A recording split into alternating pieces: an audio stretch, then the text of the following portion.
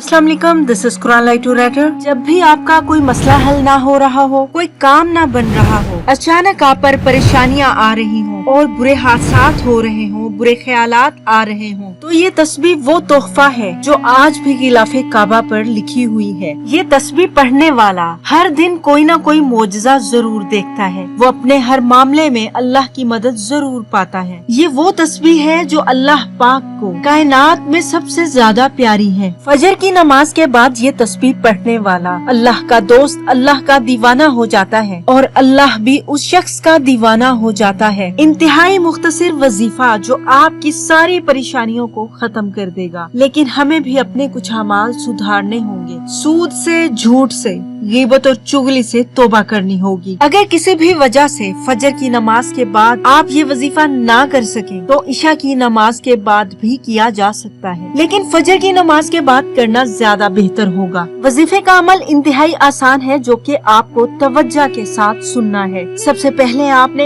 एक मर्तबा बिस्मिल्लाह पढ़ लेनी है। हुजूर सल्लल्लाहु अलैहि वसल्लम का इरशाद है, दरवाजा बंद करते वक्त, चिराग गुल करते वक्त, बर्तन ढांपते हुए बिस्मिल्लाह पढ़ो।